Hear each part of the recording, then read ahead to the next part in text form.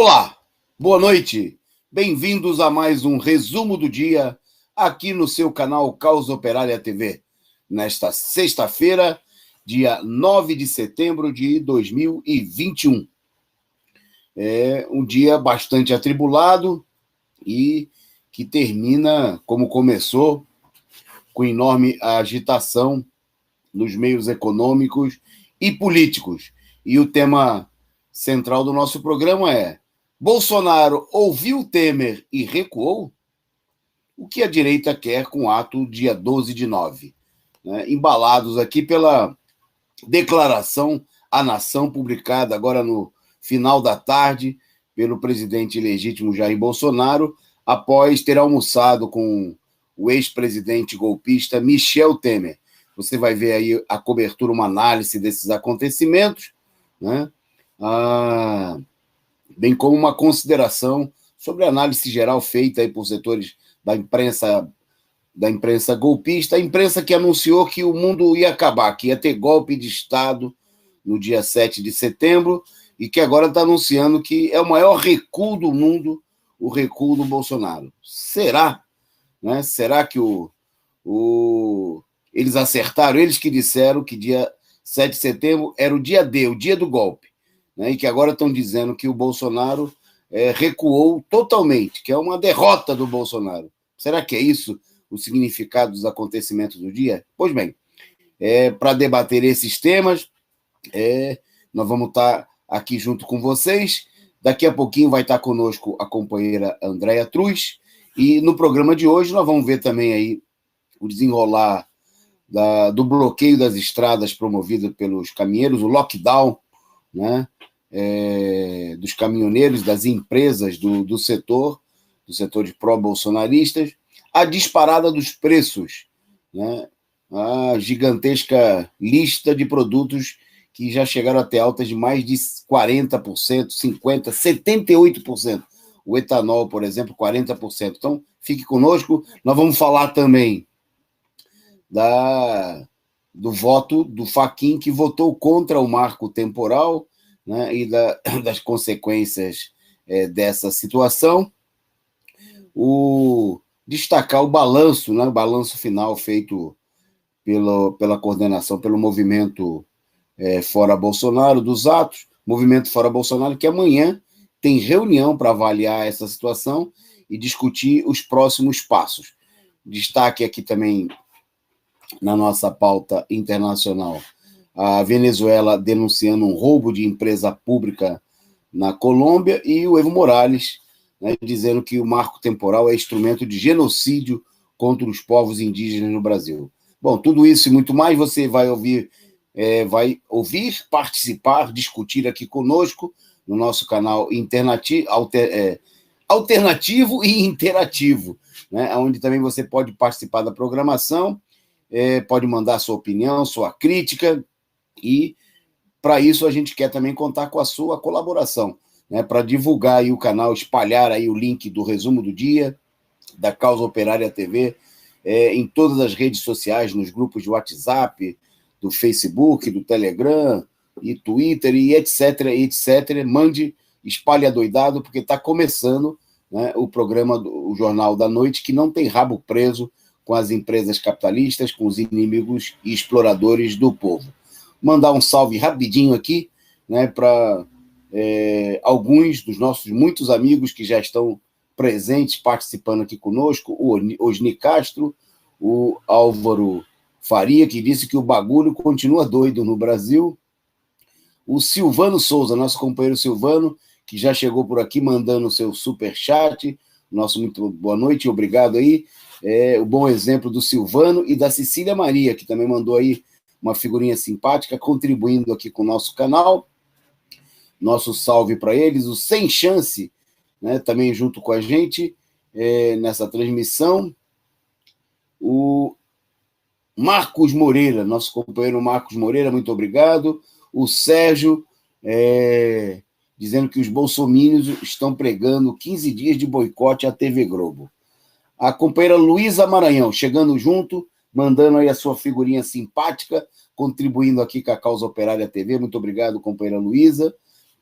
o Marcos Moreira, também o nosso forte abraço. Está conosco o Leon Trotsky, a Isabel Oliveira. Bom, e tem muito mais gente por aqui, mas em nome desses aí citados, o Fernando Santos Júnior também, a gente manda um abraço forte para todo mundo, pedindo a vocês que compartilhem e mandem a sua contribuição. Ajudem a sustentar, né, esse canal independente, combativo, revolucionário, que não tem rabo preso, né, com a direita golpista e com as empresas capitalistas. Você pode contribuir com a gente também, e é fundamental que o faça, tornando-se membro do nosso canal. Só clicar aqui no retângulozinho logo abaixo da tela, né, tornar-se membro, escolher aí a sua forma de pagamento para fortalecer essa imprensa independente e revolucionária. Obrigado aí ao Sou Eu, chegando junto aqui, mandando a sua contribuição. Um salve para a Daiane Fernandes, e a Luísa Maranhão mandou boa noite e para a gente aqui, para toda a equipe da Causa Operária TV, muito obrigado. Um salve também para Ana Matos, que também é membro do nosso canal e já está conosco nessa nossa transmissão.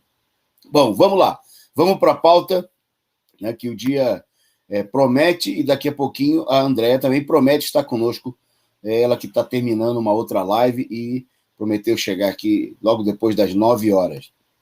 Bom, vamos começar o nosso programa com uma nota fúnebre, né? Mandaram para a gente aqui, pediram que a gente divulgasse, nós temos o dever e também o prazer, no sentido de fazer, né? De divulgar aqui o que nos fez chegar aqui um amigo nosso internauta, membro aqui do nosso canal, o falecimento do embaixador cubano Carlos Trejo Souza, né? Ele que foi cônsul-geral de Cuba aqui no estado de São Paulo, né?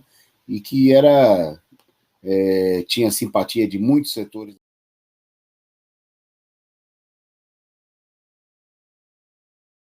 no atendimento aos convites, aos chamados, para defender aí a Revolução Cubana, e ele morreu vítima de Covid, morreu ontem, né? O Carlos Trejo Souza, nossas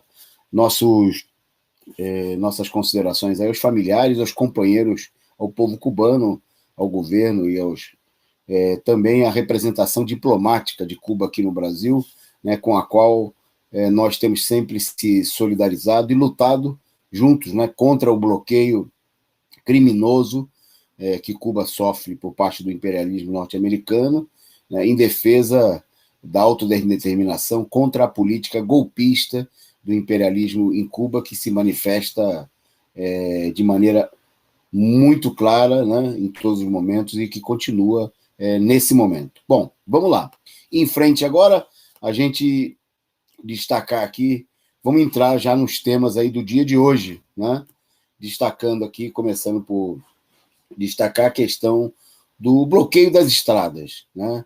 Que nada mais, nada menos, né? Nós tivemos aí muito claramente uma operação que se constituiu evidentemente num lockdown, né? Ou seja, numa greve patronal, né? Patrocinada pelos setores da direita golpista, né? Bolsonarista, principalmente ligados aí ao agronegócio, né? E os setores de transportes ligados aí ao agronegócio. Bom, e ficou evidente, inclusive pela presença, forte presença na greve, né, de setores ligados a empresas justamente relacionadas ao transporte de grãos, né, o transporte exportador de alimentos, né, aqueles setores que estão ganhando os tubos, exportando com a valorização da moeda, né, pouco se importando aí com a fome e o sofrimento do povo brasileiro, e também porque não tem nenhuma regra. Então nós tivemos, obviamente, aí que é um lockout, não um lockdown, desculpe, um lockout, né, uma greve patronal que atingiu aí 16 pontos, e, bom, mesmo hoje, durante o dia, após o Bolsonaro, já ontem à noite, ter feito uma declaração chamando aí ficou evidente que o Bolsonaro começou a receber fortes pressões, né, no sentido de acabar com a agitação, e ficou evidente também que, de certa maneira, esses setores aí foram instigados pela situação, né, e se abriu uma crise, né? Hoje teve várias declarações de setores que duvidavam que a gravação era do Bolsonaro, se deviam suspender a mobilização ou não, uma desinformação, uma confusão louca, né? Mostrando claramente também que o que aconteceu, né, é o resultado da disputa entre a ala da burguesia que apoia Bolsonaro contra o setor mais importante da burguesia, né, responsável pelo golpe de 2016 e que acabou apoiando nas eleições o próprio Bolsonaro, mas que agora, né, quer viabilizar o seu próprio candidato, um candidato puro sangue à presidência da República, né, e que tem interesses imediatos nesse momento de crise, que por isso se choca, né, duramente com o próprio governo Bolsonaro, né.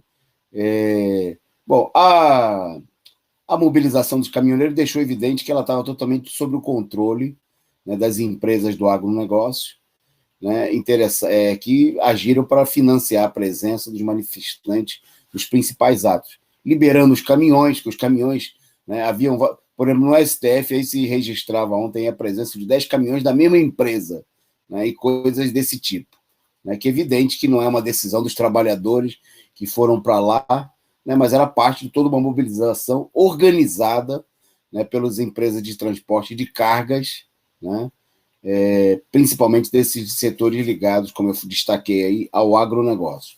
Bom, um dado importante a destacar nessa situação, né, é que as cooperativas, né, as empresas de cargas com as cooperativas controlam quase 70% da frota registrada de caminhões no país.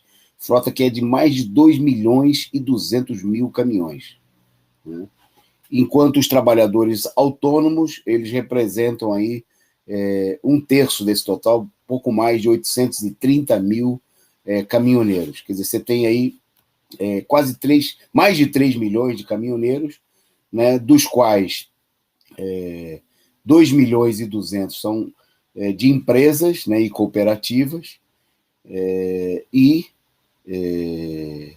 830 mil, um pouco mais de 830 mil, são registrados aí em nome de autônomos. Bom, a frota das empresas é mais nova, né? Obviamente aqui obtém maior lucro, controla aí o preço do transporte, né? Estabelecendo aí as tabelas de frete, e oprime, obviamente, né? Explora os seus trabalhadores, os seus funcionários, né? E a greve é uma decisão desse setor, né, de ponta, né, não é, tanto que vários setores que tiveram à frente da greve, as principais lideranças da greve de 2018, que quase derrubou o presidente Michel Temer, não participam e não apoiam desse movimento realizado nesta semana, né? Bom, na realidade sequer existe uma pauta de reivindicações, mostrando que se trata de uma greve patronal, né, uma greve para apoiar os interesses, e um aspecto importante, que obviamente a imprensa capitalista procurou deixar de lado, é o fato que esse setor ligado ao agronegócio tem interesse em uma pressão, particularmente sobre o STF, por conta da votação do marco temporal, né? A pressão aí para abocanhar, tomar conta das terras indígenas, né? Também, quer dizer, aqui vamos deixar claro, não se trata de um interesse desinteressado, de caráter ideológico, mas de uma mobilização muito clara em favor dos seus interesses contra os indígenas, contra os sem terras, né? Esse setor aí criminoso e que constitui uma base importante de apoio do Bolsonaro, né? E no meio da crise, da profunda crise econômica que nós temos, é um setor também importante para a sustentação da situação de crise da economia nacional, que apoia o Bolsonaro, que não é o setor mais poderoso da economia nacional, não são os bancos, não são os grandes capitalistas, né, mas que tem uma importância expressiva nesse momento de crise geral da economia. Bom, está aí, né, ao que tudo indica, né, ainda com o governo agiu hoje para procurar conter aí a mobilização, né, mostrando, logicamente, dissensões aí. O próprio líder dos caminhoneiros anunciaram aí racha no movimento, né, justamente por conta de que o movimento vinha sendo manipulado claramente para favorecer o agronegócio que financiou aí a paralisação, né? Foi o caso, por exemplo, do Chorão, o Wallace Landim, presidente da Associação Brasileira de Condutores de Veículos Automotores, um dos líderes da greve de 2018, que justamente fez essa acusação do agronegócio como financiador da paralisação. Bom, de qualquer maneira, é uma demonstração de força de Bolsonaro junto a esses setores, e eu queria, para encerrar, destacar o fato seguinte: o problema é que a esquerda, de uma maneira geral, não tem uma atitude de disputar, né, com uma pauta, com uma política, esses setores que são os setores da classe trabalhadora, dos explorados brasileiros. Constitui um setor intermediário, um setor de características pequeno-burguesas, já que muitos, né, uma parte significativa é constituída de pequenos proprietários, aí, proprietários dos caminhões, trabalhadores de cooperativa, mas, né, você tem uma parcela enorme de gente explorada e que nessa mobilização é usada quando o pessoal está com salário rebaixado, quando os autônomos estão sofrendo aí para pagar o custo, né, super elevado aí do combustível, pedágios, etc. e tal, e não há, né, isso ficou muito evidente na greve de 2018, quando os setores que acusavam os caminhoneiros de serem direitistas não procuraram disputar a mobilização com uma pauta própria de apoio à luta, né, naquelas reivindicações que dizem respeito, inclusive, aos interesses gerais do povo brasileiro, como é o caso da redução do preço dos combustíveis, né? É necessário que a esquerda, inclusive diante desse episódio, intensifique aí a denúncia, né, da manipulação, do uso dos caminhoneiros para apoiar uma pauta da direita, né, uma pauta golpista de setores que estão retirando direitos dos trabalhadores e que não estão atendendo nenhuma das promessas, né, porque nem em relação aos caminhoneiros, o Bolsonaro, como a nenhum setor dos explorados, o Bolsonaro cumpriu, né, as promessas feitas aí na campanha eleitoral de 2018. Bom, vamos em frente, né, falando justamente sobre o problema da alta dos preços, né, destacando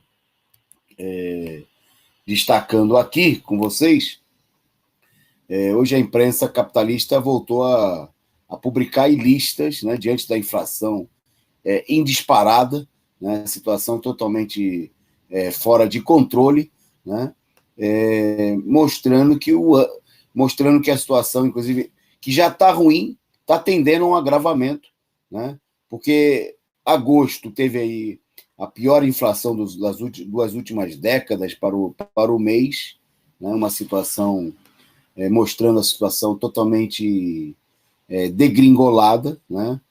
E só nesse ano de 2021 a gente tem aí até agosto, né, a alta acumulada dos preços, segundo o IBGE, chegou a 5,67%.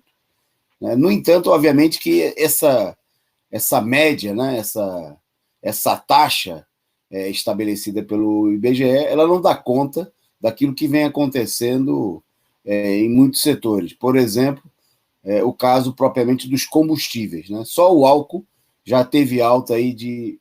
vocês estão vendo aí alguns destaques, né, na tela de vocês, né? O álcool chegou a ter reajuste de mais de 40%, a gasolina 31,9%, né? O botijão de gás, que já passou dos R$100 em várias regiões do país, aumento de 23,79%, açúcar 27,11%, né? E o quadro aí que foi chupado da imprensa golpista fala do filé mignon, 17%. Né? Mas filé mignon que não é bem a carne que a maioria da população come, mas o fato é que a alta atinge tudo que você tem pela frente, né? Um pacote de arroz custando aí R$ 40, né? A carne, mesmo aquela carne que o povo ainda comia antes, né? Custando mais de R$ 30 do quilo, o pessoal disputando aí farelo de osso, pé de frango, né? Uma supervalorização, pescoço moído, aquela coisa que muita gente dava para o cachorro, né? Cachorro de pobre ou de setores médios, baixos, né? Cachorro de rico não precisa desse tipo de passar por esse aperto, né? Mas isso aí agora está sendo disputado, né? Quando tem algum tipo de proteína animal, né? Até porque até o ovo está caro, né? E está tá fazendo falta aí na mesa e na marmita de milhões de trabalhadores. Bom, a inflação disparando, as condições climáticas, né, como é comum nessa época do ano, estão levando aí uma alta também dos produtos dos hortifruti granjeiros, né, o que aponta para uma situação de elevação da inflação muito grave, né, e esses dados eles são importantes porque eles são aí aspectos fundamentais para a gente entender a crise, né, a crise, toda a disputa que a gente tem aí no cenário político, com certeza, né, o resultado, né, dessa situação. Né? Não é simplesmente uma disputa que tem a ver com personalidade, mas é a disputa principalmente das máfias, dos setores da burguesia, que, em meio a um cenário de agravamento da crise, né, acirram a disputa para ver quem vai controlar o Estado. No momento, né, em que a dependência dos capitalistas, do assalto aos cofres públicos, né, da política de rapina, de expropriação da população, são dos aspectos fundamentais, né, da manutenção dos ganhos de um reduzido grupo de capitalistas que não está aí passando por maus momentos, né, que são principalmente aqueles que têm relações com o Estado, que têm acesso, que controlam setores fundamentais das máfias políticas, que garante a política econômica do governo, a política orçamentária, né, de garantir recursos, né, para os seus interesses, ao mesmo tempo que esses recursos são subtraídos da maioria da população, com cortes nos gastos com saúde, educação e tudo mais que interessa ao povo, como é o caso, né, do ataque também ao funcionalismo, das privatizações. Quer dizer, essa política, esses aspectos são fundamentais para compreender que muito além, né, daquilo que muitos setores iludidos procuram apresentar, da luta como se fosse uma luta entre o bem e o mal, né? Mas se trata aqui da luta por interesses econômicos muito claros, inclusive da parte do povo, que precisa defender os seus interesses, que significa a sua própria sobrevivência, né? Mas o que a gente tem da parte da burguesia, da disputa, são alas, né, distintas da burguesia, um setor representado pelo Bolsonaro, os setores mais débeis da burguesia brasileira, né, e, por outro lado, os interesses poderosos do mercado financeiro, da grande indústria, que não se veem representados pelo Bolsonaro e que procuram, inclusive, no meio dessa situação, abrir caminho para o que vem sendo chamado aí da candidatura alternativa para a terceira via. E a guerra, obviamente, por conta do agravamento da crise, tende a se aprofundar, né? E nós vamos ver aqui, no próximo período, capítulos muito graves, porque a tendência não é de uma melhora na situação econômica, mas, pelo contrário, né, apontam totalmente no sentido oposto, no sentido do agravamento da crise econômica, do aumento da revolta popular diante dessa situação. Bom, antes da gente seguir na pauta, agradecer aqui o pessoal que está divulgando, muita gente chegando por aqui, e o pessoal também contribuindo. O Leon Trotsky mandou aí o seu superchat, sua figurinha simpática, seu sticker, né, como já tinham feito aí o Sou Eu, a Luísa Maranhão, muito obrigado mais uma vez, a Cecília Maria, o Silvano Souza. Bom, e aí o exemplo deles aí é para ser seguido, galera. Vamos contribuir, né, e ajudar a sustentar esse canal independente, combativo, revolucionário, que precisa muito, muito da contribuição de vocês. Né? E se você ainda não é membro, como o pessoal que está de verde por aqui, como Amanda Lima, a Fabiana Miranda, né, e muita gente que está participando aqui da nossa transmissão, torne-se membro. Né? Clique aqui, escolha o seu plano de contribuição e ajude a sustentar essa TV independente, combativa e revolucionária. Bom, seguindo na nossa pauta, a Andréia já está chegando por aqui. Opa, ela já deu ar da sua graça, né? E então eu já vou passar para ela dar um salve para vocês, dar uma boa noite e falar um pouquinho, Andréia, que a gente falou agora, a gente falou agora da alta dos preços por aqui, né? Falou da situação totalmente de controle, já falou também da greve dos caminhoneiros, que está recuando aí diante o lockout, né? Greve patronal para apoiar a ação bolsonarista, e situação, inclusive, que muita gente preocupada, setores empresariais, de que a própria atividade, a gente viu em 2018, que a paralisação dos caminhoneiros aí por vários dias provocou aí um agravamento da situação econômica, que quase levou à queda do Temer. Né? E hoje, nós vamos falar daqui a pouquinho mais na frente sobre a conversa do Temer com o Bolsonaro, e uma das coisas que o Temer teria dito para Bolsonaro foi justamente de que, cuidado, né? Porque eu quase caí com a greve dos caminhoneiros, né? Elevação dos preços, aumento da crise econômica e sinal de alerta, que a situação de crise, né? Crise econômica, que pesa no bolso do trabalhador, está batendo forte. Né? Boa noite, Andréia. Boa noite, Toninho. Boa noite a todos que estão aqui no resumo do dia. Olha, Toninho, vou te falar bem a verdade, viu? Eu vou te contar uma coisa. Esses bolsonaristas devem estar tão decepcionados com o Bolsonaro, porque eles esperavam, né, um motim, uma revolução, eles esperavam invadir o Congresso, acabar com o STF, e o cara arregou de uma forma muito feia, né? Muito feia. O que a gente tem é isso, né, Toninho? Em contrapartida, a gente continua nessa crise absurda. Agora, vamos lá, né? O Temer como conselheiro de um presidente, olha, vou te contar, né? Ó, a gente não merecia coisa pior, não é um vampiro falando, olha, é triste. Mas ponto óbvio, né? É óbvio, sinal que eles têm uma articulação péssima com relação a como eles vão dar um golpe, né? Ele dá um golpe se ferrando, né? Ele começa se detonando, porque fazer isso. É óbvio que isso daí foi pautado pelos bolsonaristas, por uma parte dos bolsonaristas que estão ligados ao agronegócio. Né? Não é uma demanda da classe dos caminhoneiros, de uma classe trabalhadora. Não dá, não cola isso. Né? É muito importante que isso fique claro.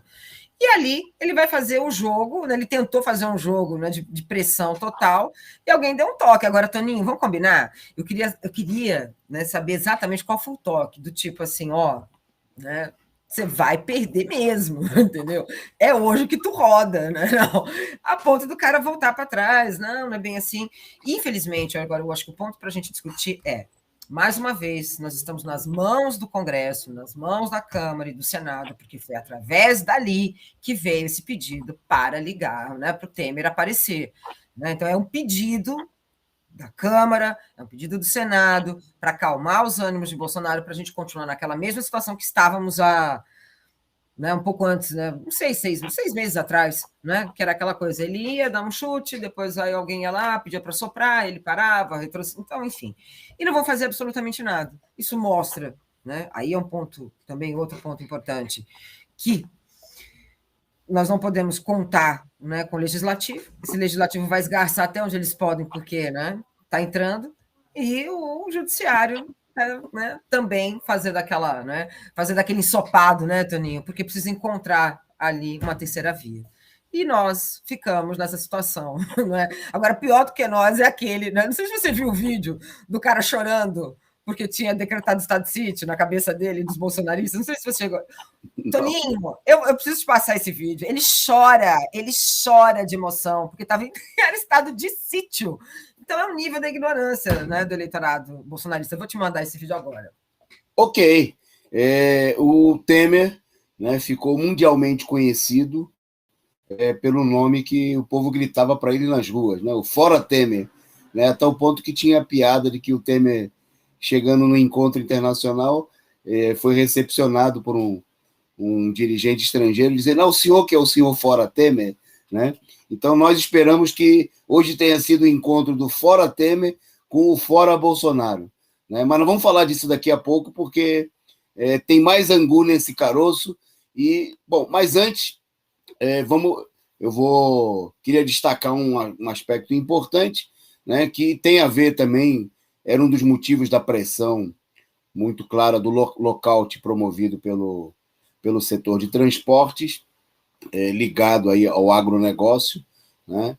Um dos setores que mais contrata frete no Brasil, ainda mais nesse momento de crise, né, em que o frete industrial teve uma queda, né, na movimentação de mercadorias, e que é o setor ligado aí principalmente à exportação de produtos alimentícios interessados na aprovação do marco temporal. Bom, na votação, na votação super enrolada, né, que se desenvolve lá no Supremo Tribunal Federal, hoje teve o primeiro voto, né? Porque esse julgamento ele já conversou há várias semanas, mas só hoje finalmente foi proferido o primeiro voto. O ministro Edson Fachin, né, votou contra a aplicação do marco temporal para a demarcação das terras indígenas, né? Em pouco mais de 1h30, ele leu aí a fundamentação do voto de mais de 100 páginas e ele foi enfático ao resumir que a data da promulgação da Constituição, né, não constitui um marco temporal para a aferição dos direitos possessórios indígenas, disse ele no seu voto. A tese do marco temporal funciona como uma linha de tempo, né? Para tentar, com ele, a direita bolsonarista e não bolsonarista, né, o agronegócio e setores interessados em abocanhar aí terras indígenas, procuram estabelecer que uma terra só pode ser demarcada se ela for comprovado que os indígenas estavam na posse daquela terra quando da promulgação da Constituição, da atual Constituição, em 5 de outubro de 1988, né? Obviamente que seria uma data totalmente arbitrária, né? Porque a posse está ligada à presença dos índios, não em 5 de outubro de 1988, né? Mas a presença histórica deles, né, no território nacional, como povos originários, né, de uma imensa vastidão das terras brasileiras, não de todas as terras, né, mas eles lá estavam presentes. Bom, e de muitas delas eles foram aí dizimados, né, como resultado do processo de colonização, de evolução do país, etc, etc. Bom, de qualquer maneira, o julgamento só teve o voto do Fachin, né, que foi proferido aí à tarde, e o placar, o julgamento novamente foi suspenso, parece que só continua na quarta-feira da semana que vem de novo, né? Eu ia até confirmar aqui se é isso mesmo, porque parece uma operação de massacre contra os índios, né? Os índios que vieram para participar desse processo, de acompanhar, de procurar estabelecer uma pressão, e parece claramente uma tentativa de tentar vencer pelo cansaço a mobilização dos índios.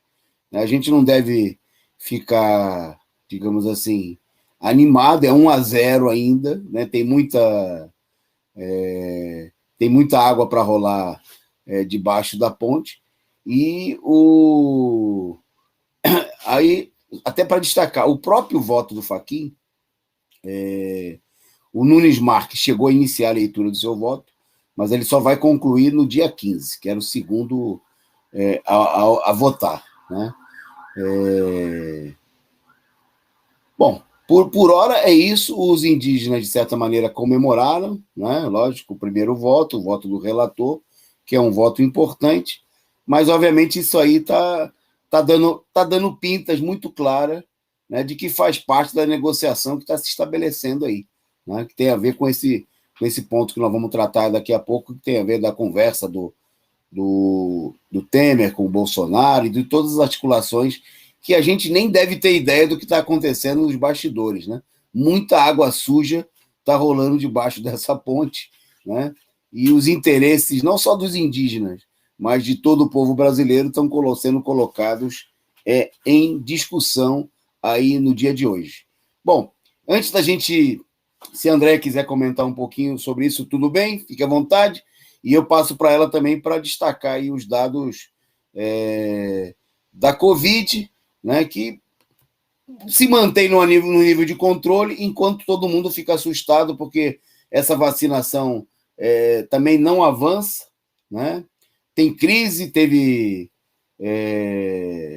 suspensão de 12 milhões de vacina, né? A disputa política, né? A briga aí dos setores da burguesia afeta até mesmo a vacinação, né? E é o povo que paga por toda essa situação, né, André? É com você.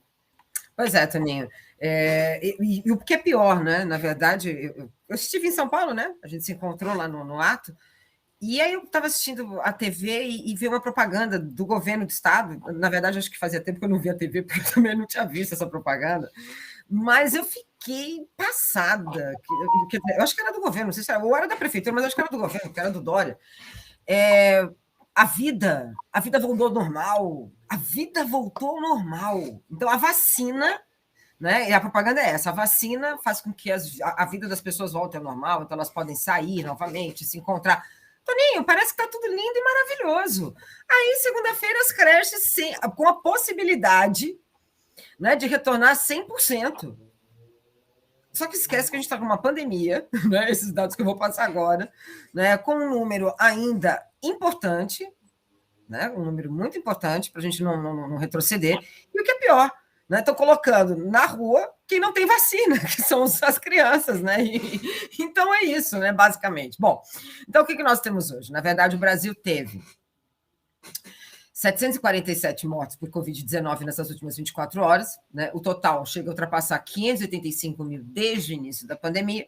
Então, foi contabilizado 585.205 óbitos e 20.958.252 casos, né, de coronavírus, segundo o balanço desse consórcio da imprensa, né, com dados no Ministério da Saúde.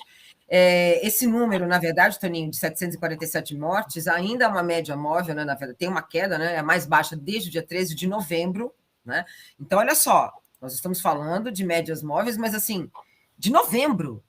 Né? É muito recente para estarmos assim com a vida normal, né, Toninho? Está tudo normal, a vida está maravilhosa. Né?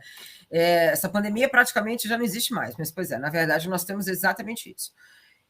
É o 17º dia seguido, né, de queda, uma queda que gerou ali em torno, nos últimos, em comparação nos 14 dias, deu uma queda de 32%. Mas os números, né, Toninho, são assustadores, ainda são preocupantes. Né? Na sexta-feira, o número de casos ficou em torno de 622, né, de mortes. No sábado, 609. Domingo, 606. Segunda-feira ficou em torno de 600. E hoje, aí sim, tivemos um pouco, né, um número um pouco mais expressivo. Teve na verdade, você tem ali Amapá, tanto Rondônia quanto Tocantins não acabaram divulgando novos casos de mortes, então não entraram nessa contagem, o Acre e o Amapá também. Mas olha só, Taninho, os casos confirmados, né, desde o começo da pandemia, foi esse número que eu dei, 20.958.252 brasileiros, né?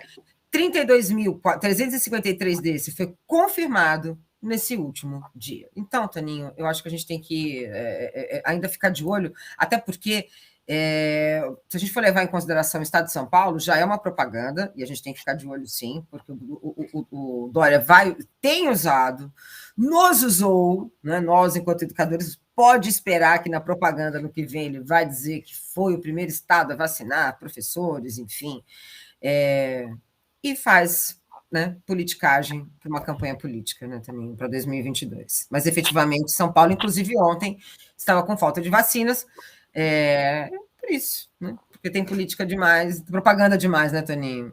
Muito marketing. É isso aí, Andréia.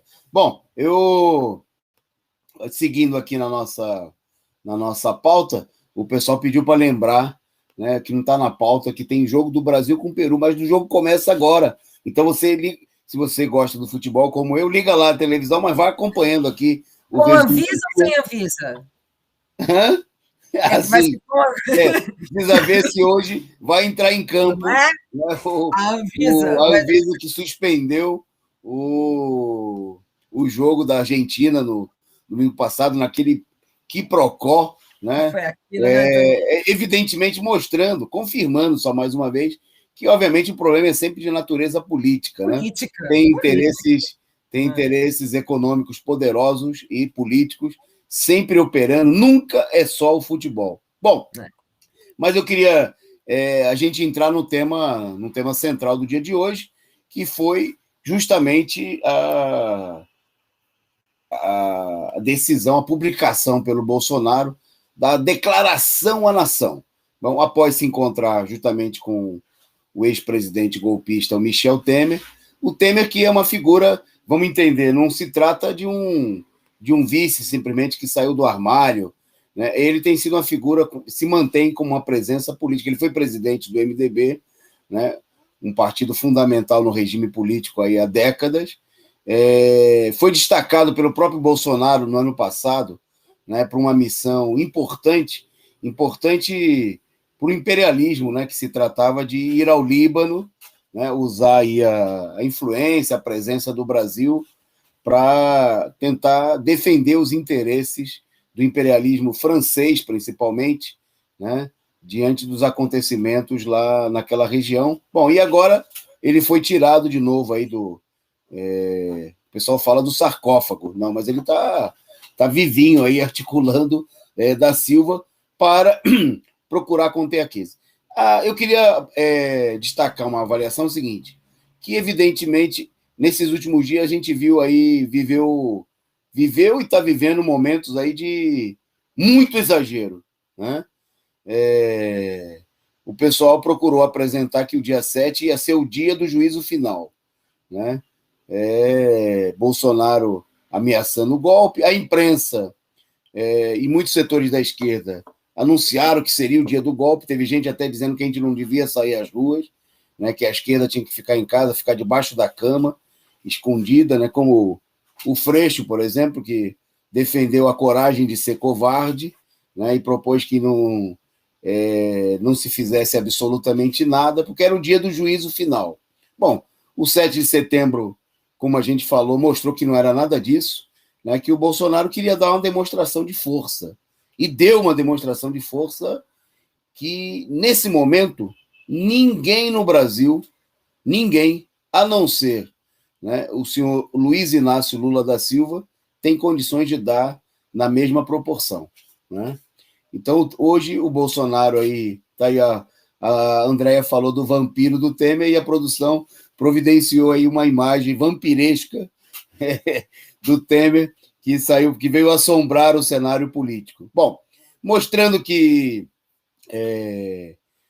não se trata, veja só, quando você vai para uma luta, para um embate, né, quase sempre, na maioria dos casos, ninguém vai para o tudo ou nada, né? Você vai para estabelecer uma posição de força e, a partir daí, procurar tirar um determinado proveito da situação. É assim sempre, até numa guerra, né? A não ser quando você tem um inimigo muito fraco, que não é o caso das forças em disputa no Brasil, né? O Bolsonaro sabia que estava enfrentando um adversário político muito forte, né? E ele foi para uma demonstração de força, mostrou que ele tem mais força do que toda a direita. Ninguém no Brasil hoje consegue reunir tanta gente como o Bolsonaro nas ruas, a não ser o Lula, né, que não quer reunir ninguém nesse momento, tem uma política, nós vamos destacar isso aí, se opõe a essa política, né? A direita, por exemplo, muita gente destacou o fato de que o Bolsonaro teria comprado gente. Se fosse fácil assim, não tinha banqueiro que não era eleito presidente da República, que era só gastar dinheiro, né? Para você reunir tanta gente como o Bolsonaro reuniu, precisa ter apoio político, né? Por isso que o Lula, por exemplo, é capaz de reunir multidões, porque ele tem apoio político, E o Bolsonaro mostrou que tem apoio político, de uma escória, né, de setores. No nosso ponto de vista, os atos foram muito grandes e foram ao contrário do que diz a Globo, porque vamos entender, a Globo, quando fala que A ou B tem um interesse político, a Globo é um partido político, né? Como dizia o Amorim, é o partido da imprensa golpista, né? E que está sempre em campanha, não analisa nada.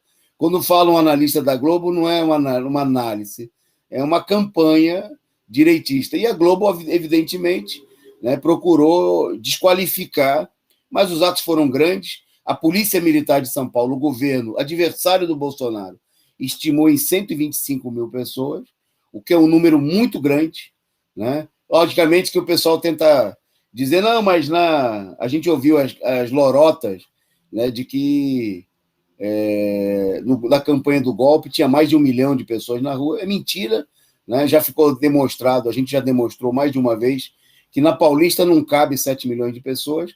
A Paulista tem 2,7 quilômetros por 20 metros de largura.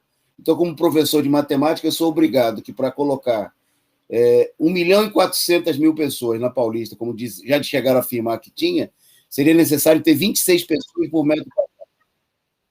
26 pessoas por metro quadrado é impossível, né? Nem se você tem que botar 7 pessoas, uma em cima da outra, 4 pessoas no metro quadrado. Quer dizer, é uma coisa... Nunca teve, né? A própria Folha de São Paulo, que torcia pelo golpe, né, estimou como um público maior, em algum momento, 350 mil pessoas.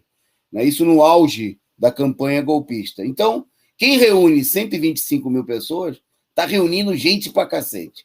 Mas, tão importante quanto isso, é o fato da qualidade do público do Bolsonaro. Né? Quando a gente fala qualidade, não é um elogio, não. Nós estamos querendo dizer assim, que público que ele reuniu dessa vez? Não era um público qualquer. Né?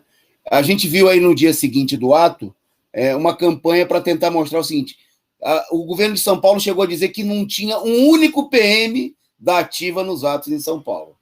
Né? Tem que ser otário para acreditar nisso daí. Se a gente acreditar nisso daí, nós também podemos acreditar em Coelhinho da Páscoa, Papai Noel, né? Cegonha, evidentemente, né? Que as pesquisas já mostraram que o Bolsonaro tem um apoio e que muita gente daquele que estava presente na Paulista era ligado às Forças Armadas, da mesma maneira em Brasília. Né? Tinha gente paga? Tinha. Também não vamos ser hipócrita. Até ato da esquerda tem gente que recebe ajuda de custo. Ninguém veste um colete da Força Sindical se não for por dinheiro. Eu não conheço ninguém no mundo, nem os diretores da Força Sindical.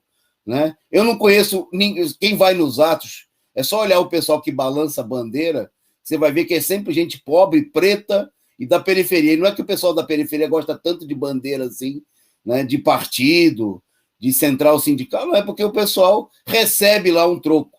Mas para mobilizar tanta gente, você vê que, inclusive, quando a esquerda ou a direita leva pouca gente, veja o caso do PSDB, o democrático PSDB.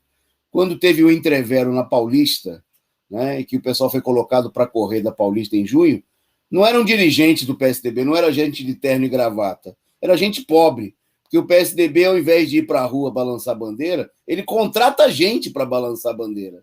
Só que ele leva pouca gente, né? Ele não tem... O Bolsonaro levou muita gente, muito. Tinha velhinho maluco, tinha doidão, tinha tudo, né? Tinha cara que achava que o mundo ia se acabar, né, que o golpe ia começar. Tinha louco de tudo, que acha que a Terra é plana, né? Era um festival de gente doida. Era um hospício. Né? Toninho, eu vou te contar uma coisa. Eu fiquei num hotel eu estava mais para o centro, mas eu estava né, entre o centro e a Paulista. E o hotel, na hora que eu entro, o impacto, coalhado de bolsonaristas. Eu falei, gente, eu virei caça. Eu falei, se esses caras, olha... Me descobrem. Não é? Aí eu perguntei para a recepcionista, eu falei assim, como esse pessoal tem coragem? Ela falou, eu também não sei o que eles estão fazendo aqui. Eu estava desesperada também. Aí eu fui conversar com o pessoal, com os funcionários do hotel, né? Eu precisava entender, ver o que estava... Eles estavam, né? Assim, indignados. Todo vapor. Bom, olha, o fato é o seguinte, o dia de hoje mostrou o seguinte, o Bolsonaro, eu acho que tem tem uma avaliação que é perigosa, né? Nós vamos falar daqui a pouco, a Andréia vai contar para vocês daqui a pouquinho a declaração da Gleice, sobre que eu considero uma declaração sensata. A gente não deve... evidentemente, o Bolsonaro fez uma demonstração de força, mas ele sabe que ele não tem, nesse momento, poder político para mudar a situação totalmente a seu favor, né? E numa luta política, você vai para um enfrentamento, né? Mas, ao mesmo tempo, busca obter, por exemplo, o Bolsonaro conseguiu declarações bastante favoráveis do presidente da Câmara, que é um aliado seu, declarações covardes do presidente do Senado, que também não foi além. O presidente Ontem, eu repercuti aqui a declaração do ex-ministro da Justiça, do governo Dilma, o Aragão, que falou o seguinte, que o presidente do STF, ele foi super legal, ele latiu, mas não mordeu nada. Né? Quer dizer, dizer que o Bolsonaro recuou porque ele estava com medo, eu vi agora o Freixo fazer esse tipo de declaração, é um exagero, porque ninguém mordeu o Bolsonaro. O Bolsonaro botou os cachorros na rua, né? Mostrou força, mostrou apoio. Nenhum militar, nenhum setor importante das Forças Armadas, por exemplo, se colocou contra o que o Bolsonaro fez. Isso aqui é um dado importante, né? Na medida em que o pessoal tenta dizer assim, o Bolsonaro não tem apoio dos generais. Ninguém, nem o Mourão, né?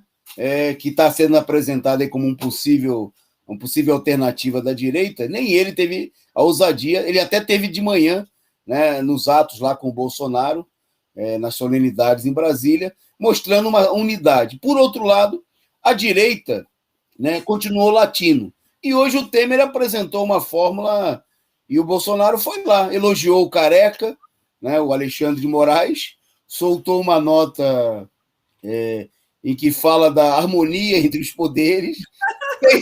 Quer dizer, fez a demagogia que os políticos da burguesia fazem, né? Agora, na briga de rua, eu queria dizer o seguinte, para quem imagina uma briga, né? Você vai lá e xinga a mãe do outro, diz que ela estava na zona, né? Aí depois, quando o cara quer vir brigar com você, se você não quer brigar, você fala, não, vamos chegar a um acordo.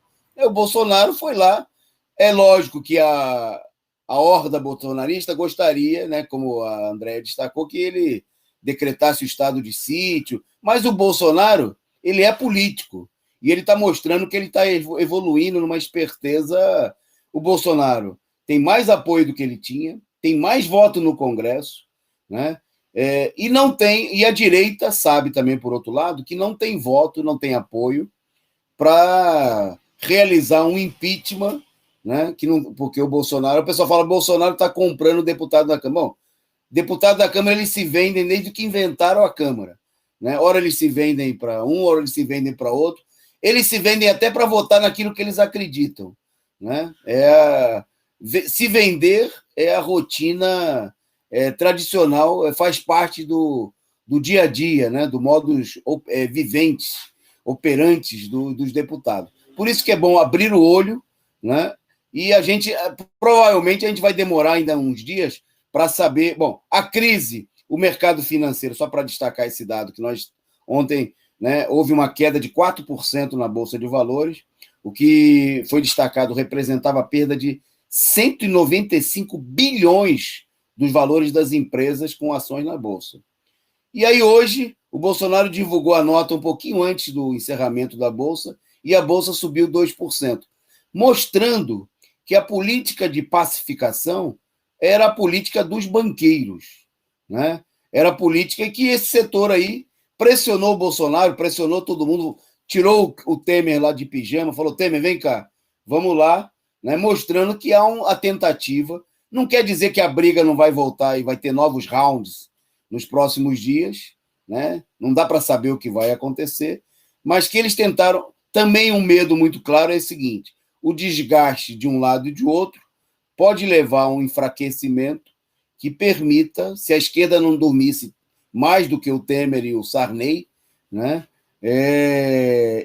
influenciar na situação e ter uma alternativa. Bom, eu vou passar para a Andréia.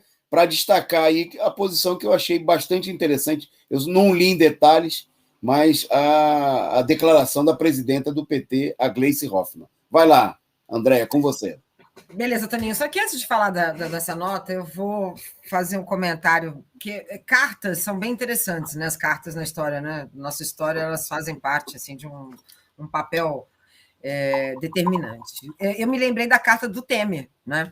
A carta do Temer foi no final de semana, né? Ele saiu, essa carta saiu na segunda-feira, e eu estava, né, numa loja aqui, numa loja não, é um lugar que vende peixe, e a dona virou e falou assim: não, fulano de tal está ali com o Temer, eles estão reunidos num sítio, tal, tal, tal e tal. Beleza. Eu falei, nossa, aquilo já me doeu, né? Aí na segunda-feira saiu a carta, eu falei, bom, da onde que provavelmente saiu a carta? Daqui de Itu, né? O lugar onde eles aplaudem, onde o monarquista vai vaiar Museu Republicano, entendeu? Assim, aqui acontecem coisas, né, bem interessantes. Provavelmente a carta do Temer saiu daqui de Itu, então é triste, é trash. E nada melhor do que quem faz aquela carta ser chamado para ajudar na carta do Bolsonaro, né, Toninho? Isso olha, é sinal do tamanho do nosso buraco. Mas, enfim. Acho que essa carta ela deixou clara, primeiro, a pataguada, né? Mais uma vez, a pataguada do que é o governo Temer do governo Bolsonaro com relação ao governo. É um ato falho, tá? Isso foi um ato falho. Mas com relação ao que ele pretende como governo, ao que ele pretende enquanto aliança, ao que ele pretende enquanto sobrevivência. Porque, na verdade, o que ele faz é isso, ele estira, né? Ele vai esticando a corda até onde não aguenta mais, aí ele tem que chamar alguém para puxar essa corda. Agora, a grande questão é aquilo que eu já tinha falado anteriormente. É o legislativo que não toma posição alguma, né? Está muito bem servido, não vai fazer absolutamente nada, devem ter chamado o Temer foi lá, consertou, até porque deve ter tido algum pedido do STF para isso. Então, nós temos ali o STF, de um lado, tentando, né, amenizar a sua imagem, porque eles não estão querendo nada mais, nada menos do que limpar a sua imagem, e tentar criar uma terceira via. Por outro lado, tem o Bolsonaro fazendo uma carta que hoje eu estava assistindo. Imagina, hein?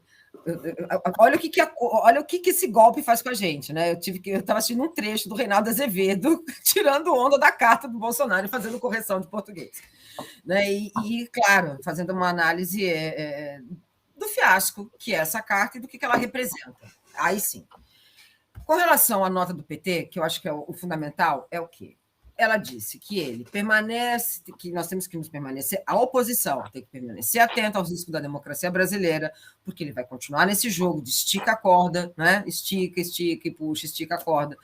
Ela falou também que a natureza de Bolsonaro é golpista, antidemocrática, bom que diga que recuou, mas seus ditos e desditos não inspiram a menor confiança. Temos que manter a defesa permanente da democracia diante do risco que ele é. Aí, Toninho, eu te pergunto uma coisa. Faz ideia se fosse o PT que tivesse feito essa pataguada nesse final de semana? O que estaria acontecendo hoje? Né? Aí eu te pergunto outra coisa. Né? A esquerda, que não se une para fazer algo decente, né? Um ato que foi importante, que estava, né? A gente tem que lembrar que foi o grito dos excluídos, e com relação ao grito dos excluídos, teve, né? Foi um dos maiores públicos, né? dos gritos dos excluídos, então isso é relevante, isso mostra que a militância estava presente. Né? Mas sabe o que eu fiquei sabendo hoje? Eu fiquei até na dúvida se era fake news, né? Que a Isa Pena, enfim, né, o pessoal iria na manifestação do dia 2 de setembro.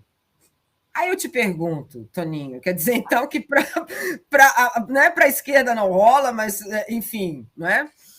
E aí a gente continua nessa briga absurda, né, nesse entreveiro da esquerda com a esquerda, o Bolsonaro ali pautando, né, ele conseguiu voltar a ser a pauta, porque é o que ele precisa ser a notícia, ele precisa se desvincular, né, da rachadinha de corrupção, enfim, de qualquer outra coisa que possa lhe atrapalhar. A carta, por si só, foi um absurdo, porque ele foi irônico, foi cínico, falou que o Alexandre de Moraes continuou ali fazendo questão, né, agindo ali de uma maneira não tão correta dentro da Constituição. E só acredita na carta quem está atrás de uma terceira via, né, Toninho? É isso. Né? Só acredita na carta quem quer uma terceira via. Quem quer uma terceira via? O Judiciário e o Legislativo. Então, a esquerda que acorde, né? E tome uma atitude, né, Toninho? Ok, Andréa. O pessoal dizendo aqui no chat que chamaram o Temer porque o Temer ele é golpólogo, especialista em golpe. Golpólogo é ótimo, né? Exatamente. Cunharam uma nova categoria para o Temer. E o pessoal mandou também. Pode falar. Eu te mandei o vídeo. Então, tem esse vídeo do bolsonarista comemorando o estado de sítio. Se você depois puder passar para ele, que é algo, é hilário. Ok. Bom, eu vou fazer. Só antes de entrar no tema que a Andrea já introduziu, eu vou usar a imagem. Pode deixar aí na tela, produção. O pessoal pediu para avisar que o Brasil já fez 1-0 no Peru. Né? E o jogo continua, já passou dos 20 minutos e a Anvisa não apareceu. Bom, mas já vou entrar no tema, porque o nosso tempo é curto, o segundo tema de destaque, que é justamente o ato de sábado. Né? Tá aí, a produção colocou na tela aquilo que a Andrea chamou a atenção, né? A declaração da Isa Pena, dizendo que vai comparecer ao ato no sábado e está convidando aí setores do PSOL. Ela que é líder do PT na Assembleia Legislativa. Né? Eu queria destacar porque houve... Do PSOL, desculpe. Muita gente tentando fazer fusquinha de que era uma calúnia, que a gente estava levantando de que o PSOL vai ao ato. Bom, se um filiado do PCO, por exemplo, vai num ato, a gente pode dizer que não é o PCO, é uma posição individual. Agora, se vai um dirigente do PCO, uma pessoa que tem um papel de liderança, como é o caso da Isa Pena, né, não se trata, aí já não é mais... A não ser que o partido a desautorizasse publicamente, o que não aconteceu, né? Não aconteceu de maneira nenhuma. Bom, e aí eu te queria falar, vamos entrar nesse tema do ato de sábado, né? Porque teve mais gente decidindo ir ao ato de sábado. Né? O Ciro Gomes anunciou aí publicamente que ele também vai ao ato de sábado, né? Mostrando que o ato de sábado é muito mais do que um ato, né? Não é um acontecimento fortuito, mas é parte de toda uma articulação que está se processando na situação política. Né? Andréa, na história do Brasil, a gente teve vários momentos, né, que o pessoal precisa de um espantalho. Né? Em São Paulo tinha o rei dos espantalhos, que era o Maluf. Toda vez que alguém queria enfiar alguma coisa muito ruim no povo, né, tinha que convencer, por exemplo, a gente a votar num desgraçado como o Covas, o pessoal aparecia com o Maluf falando: vote no Covas, porque senão o Maluf vai ganhar. Aí o tal do voto útil, lembra? O tal do voto útil. A gente viu isso aí. Bom, e aí o Ciro Gomes, o Ciro Abutre, né, se juntou à legião daqueles que estão pregando aí uma unidade com a direita. Queria destacar o seguinte, que os setores que convocam o ato de sábado não são qualquer coisa. Né? Se a gente acha um horror a horda bolsonarista, os responsáveis pela convocação do ato de sábado são os setores mais fascistas, né? Aqueles que primeiro levantaram a campanha golpista contra Dilma, né? Calúnias, todo tipo de ataque, que apoiaram o Bolsonaro, né? Que fizeram campanha para eleger o Bolsodória, né? Os meninos do MBL, né? E é evidente, né, que o que nós temos aqui... Eu queria as imagens aí, produção. Coloca para a gente a imagem do MBL, do Dória, né, que eu queria destacar o fato de que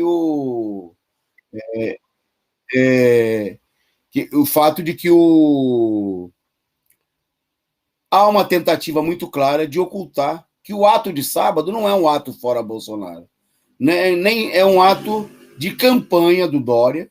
Né? O Dória, quando cedeu a Avenida Paulista para o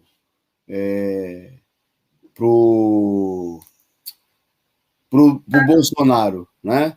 Ele já automaticamente tentou proibir que a esquerda realizasse o seu ato, e ele mesmo chamou que o ato autorizado contra o Bolsonaro era no dia 12. Quer dizer, o ato do dia 12 é uma articulação do Dória, né? Nem é um ato do MBL, é muito mais do que um ato do MBL, é um ato do Dória, né? E o Ciro, o Orlando Silva, do PCdoB, que já anunciou que vai ao ato, a Isa Pena, estão se juntando a um ato da Frente Ampla, da direita, né? O pessoal do MBL, como o Kim Kataguiri e tá aí o Mamãe Eu Falei, né? Que disseram que ele apanhou lá no dia 7 dos bolsonaristas, né? Mamãe apanhou de novo, mamãe, eu apanhei. Ele apanha da esquerda, apanha da direita, mas está ele aí, puxando o saco do Dória, são moleques de recado do Dória, e eles estão armando um palco para o Dória brilhar. Né? Sábado é ato de campanha do Dória, então se você tem dúvida, né, vamos esclarecer esse problema. Isso aqui não é um ato contra o Bolsonaro, não é de ninguém que quer derrotar o Bolsonaro, né? É uma farsa, né? Como o companheiro Rui destacou aí na sua postagem, né? Que quer e que agrupa, além da direita, os setores que querem uma aliança, né, com a direita golpista, né? Então, eu queria destacar esse problema, fica evidente, é preciso denunciar isso daí. A CUT se colocou contra o ato, né? A Central de Movimentos Populares, o PT disse que não vai, né? Porque não é um ato da esquerda. Amanhã, né, queria destacar, amanhã tem reunião da Coordenação Nacional do Movimento Fora Bolsonaro, né? Também é um momento que isso aí vai clarificando. Eu queria destacar que uma coisa que nós temos cobrado é o seguinte: o Bolsonaro mobilizou as tropas dele. A direita está procurando mobilizar suas tropas. Está faltando o Lula mobilizar suas tropas. O Lula tem que haver um debate na esquerda que não adianta esperar por 2022, que quem não mobilizar as tropas agora, né, não vamos ter ilusão, né, não vai ter espaço em 2022, porque é a direita que preside o STF, né, que preside o Tribunal Superior Eleitoral, e a direita que, por outro lado, preside o Executivo, as Forças Armadas, não vão dar espaço para quem não mostrar sua força, né?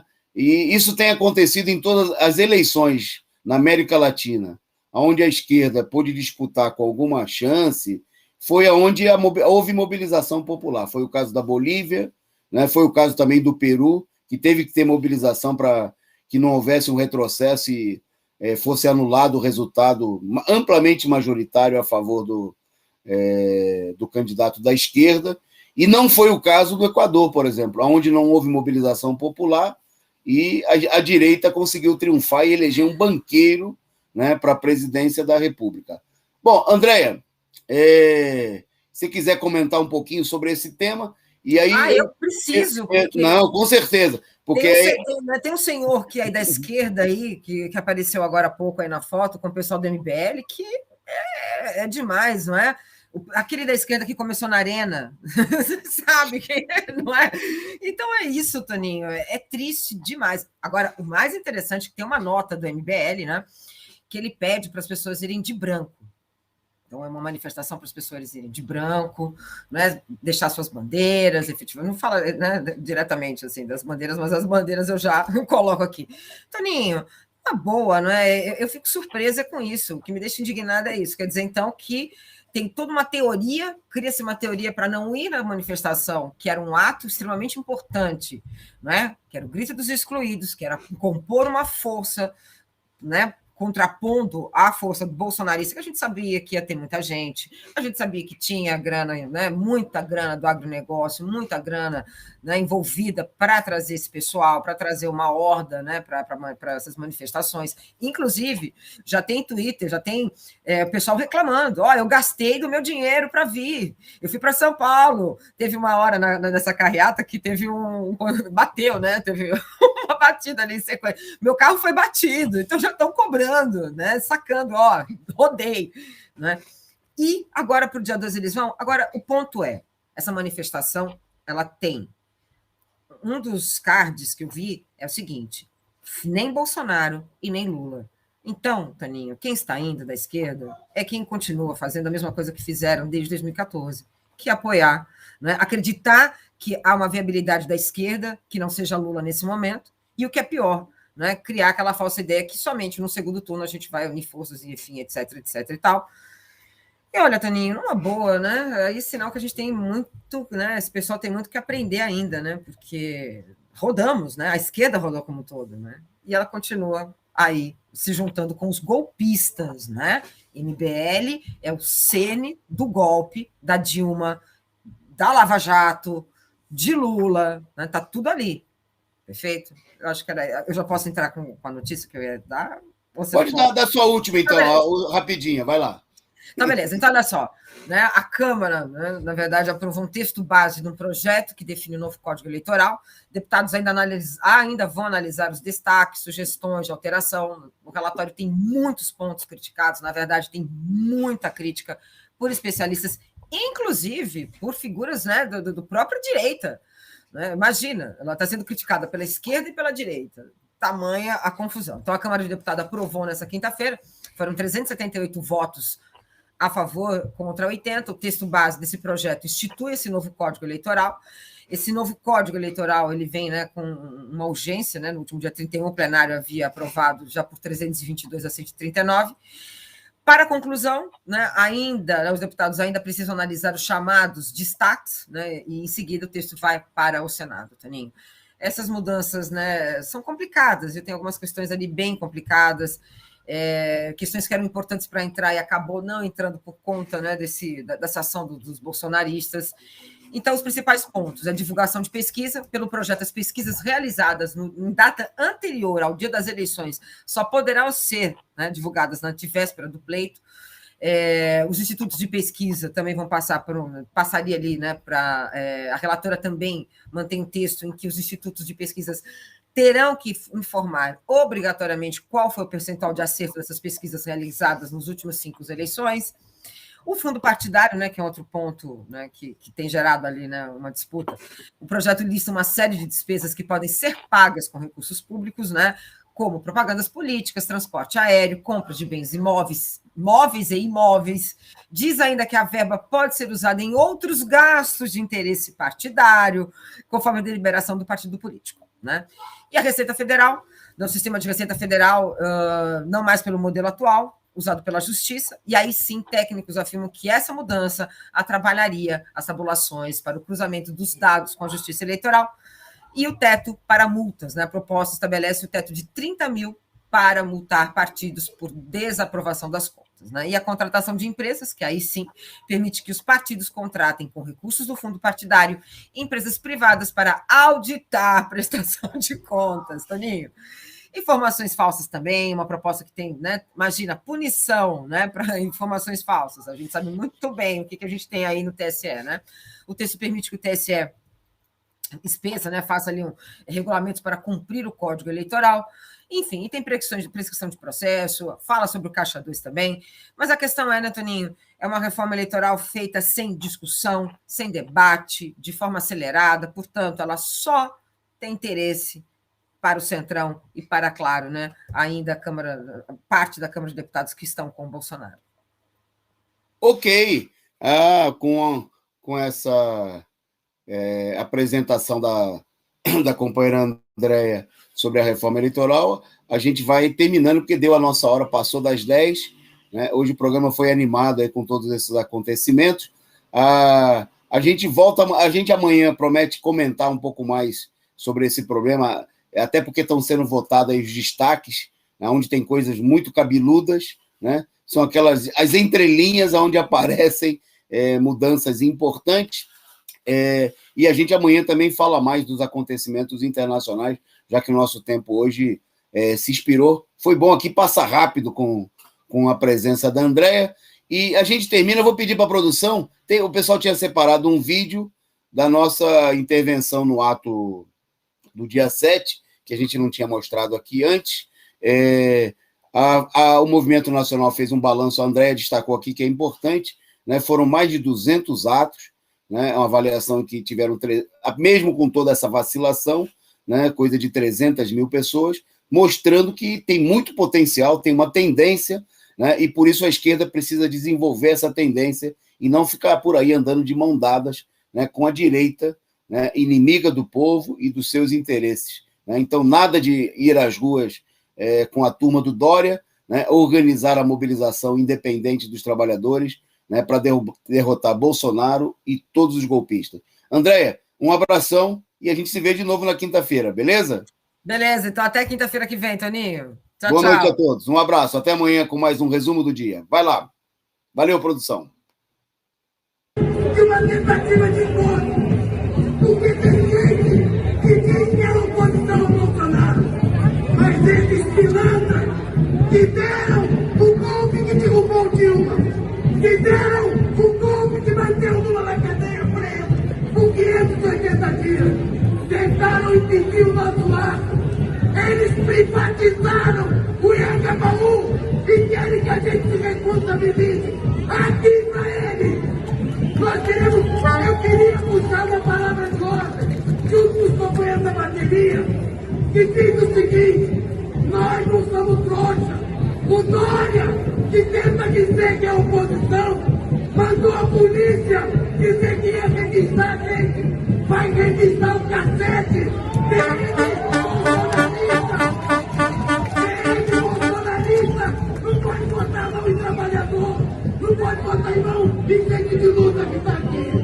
Por isso, companheiro, eu queria puxar a primeira palavra do lado, que é a seguinte: eu não sou um otário! Fora Dória! Fora Bolsonaro! Eu não sou um otário! Fora Dória e fora Bolsonaro!